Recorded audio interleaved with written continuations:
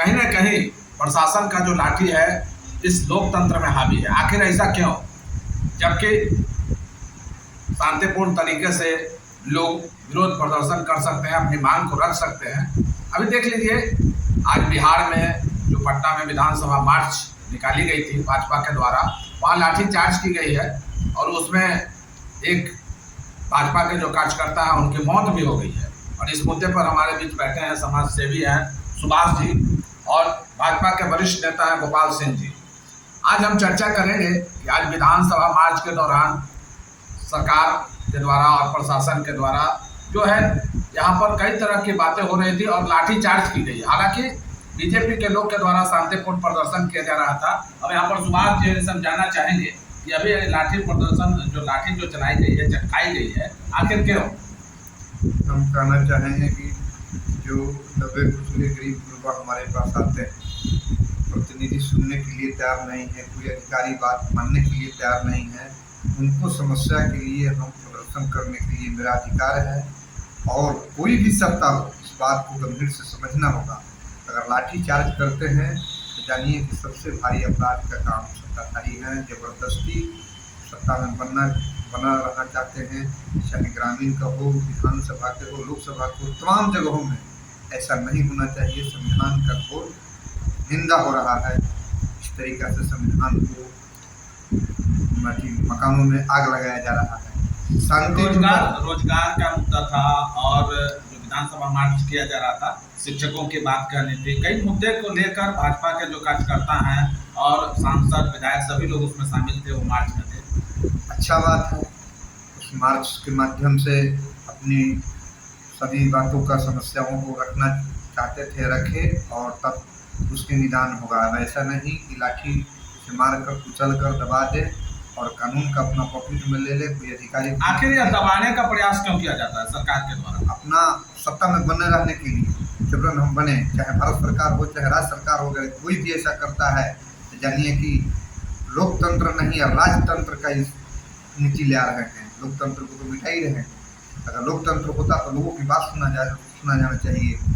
जो अधिकारी भी जाने पर चटकारा लगाते हैं, ऐसे दबा करके, मार पीट करके अपना मांग को दबाया जाएगा तो प्योर। हालांकि सत्ता आती जाती रहती है, बदलती रहती है और ऐसे देखा जाता है कि लोकतंत्र में जो है जनता मालिक है, फिर ऐसा क्यों? इसलिए कि कुछ तो जबरन कुछ ऐसे नीति बना दिए हैं कि जनता से वोट बटोर लेते हैं, जिनकी कोई समाज में एक रोआ का काम नहीं हो, देश के बारे में उनको कोई ज्ञान नहीं है।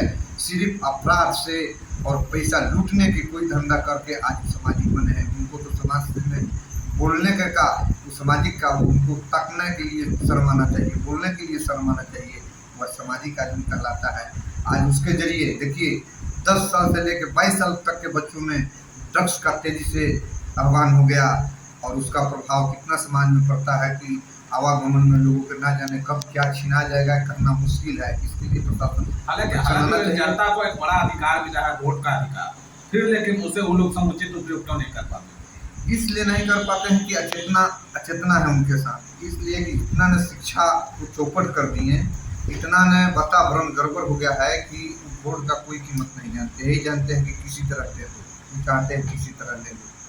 लेकिन शिक्षा तो खुद लिया जा सकता है, कोई जबरन तो पिलाया नहीं जा सकता। इतना महंगा प्राइवेट शिक्षा है, इतनी आसान नहीं है। सरकारी संस्थान में बिल्कुल कंपनी डूब चुकी है। सरकार जो भी खर्च कर रही है बेकार कर रही है। फिर अगर सरकार का अभी जो आप बात कर रहे हैं कि सरकारी संस्थाएं डूब चुकी है, फिर आप विरोध कर रहे हैं, तो कहीं आप पर भी लाठीचार्ज न होगा तो आगे हम अपनी बात नहीं रख सकते सरकार में। जब हमारे नेतागण को जब मार्च में जब ऐसे लाठी डंडा पड़ सकते हैं तो हो सकता है कि हमको हत्या भी हो सकता है।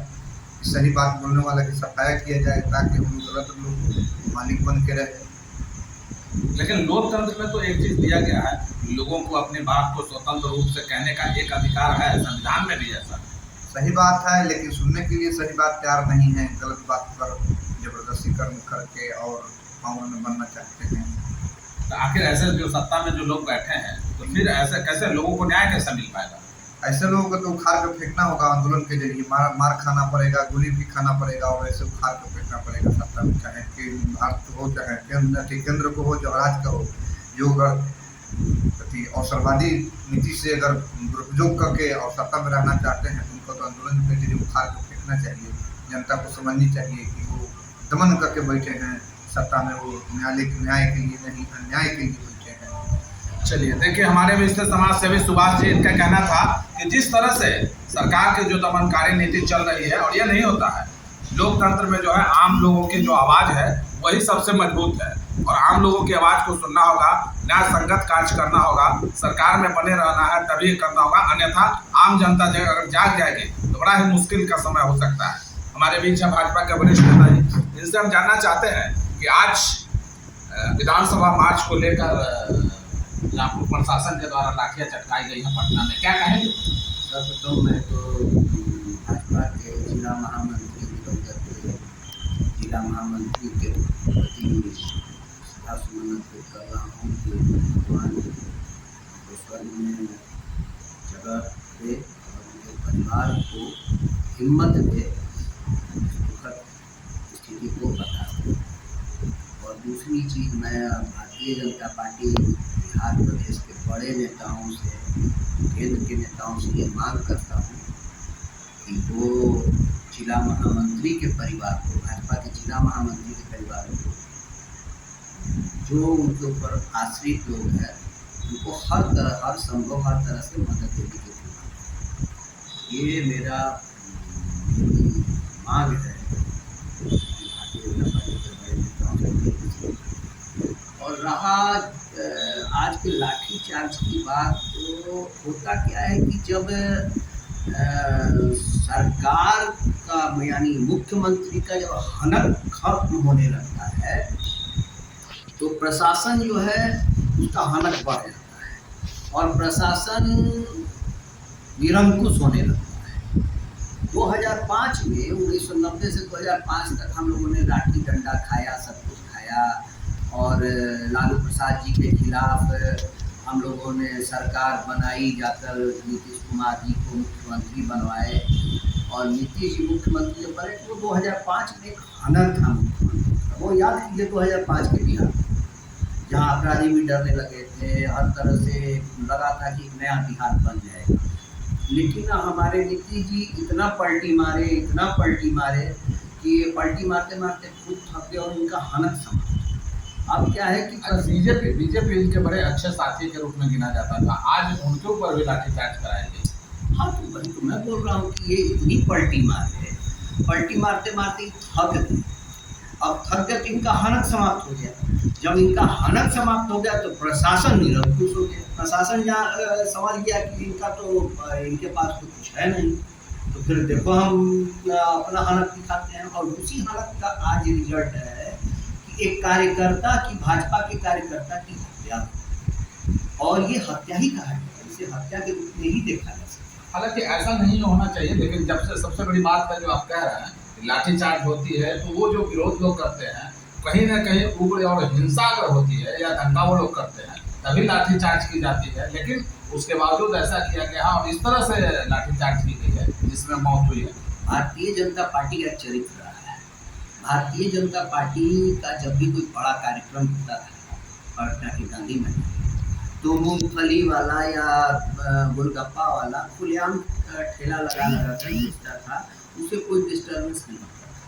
लेकिन एक पार्टी है जिसका मैं नाम नहीं लूँगा, उस पार्टी का जब भी कोई कार्यक्रम होता था तो ठेला वाला, मूंगफली वाला बेचारा दूर दूर तक नजर नहीं आता था, भाग। तो भारतीय जनता पार्टी का जो कार्यकर्ता है वो बहुत ही संयमित है और अनुशासित कार्यकर्ता होता है। भारतीय जनता पार्टी का कार्यकर्ता को पत्थर नहीं फेंकेगा, पत्थरबाज नहीं होता है, और वो उग्र भी दूसरे तरह से होगा, उसकी उग्रता भी दूसरे तरह की होगी, वो आपको नुकसान नहीं पहुंचाएगा।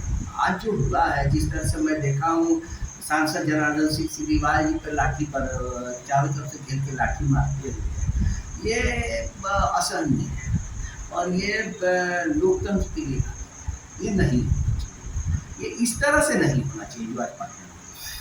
हालांकि सांसद जी भी वो अपनी जनता जो उनके साथ थी, वो जनता की मांग को लेकर विधानसभा जा रहे थे और शांतिपूर्ण तरीके से जा रहे थे। जब भी कोई भी राजनीतिक पार्टी आंदोलन करती है तो वो तो जनता के मांग के समर्थन के लिए ही करती है, जनता के मांग के लिए ही करती है। आज भी जो हम देखे होगा शिक्षक तो तभी नौकरी और शिक्षक को लेकर वही मैं बताने जा रहा हूँ।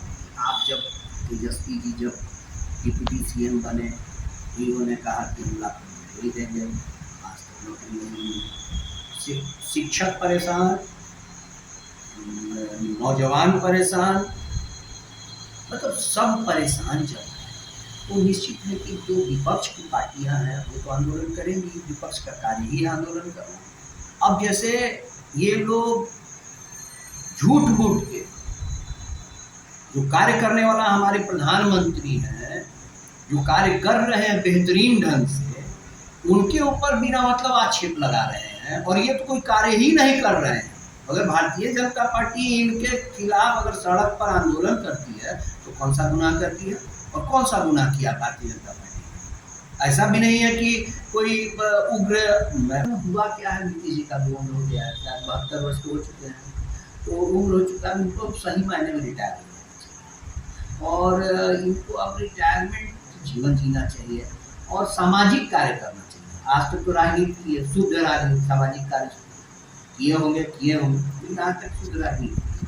अब मेरा जो अपना सोच है कि अब इनको राजनीति से संन्यास लेकर के और सामाजिक कार्य करना चाहिए, जिससे नीतीश कुमार इतिहास में जाने जाए।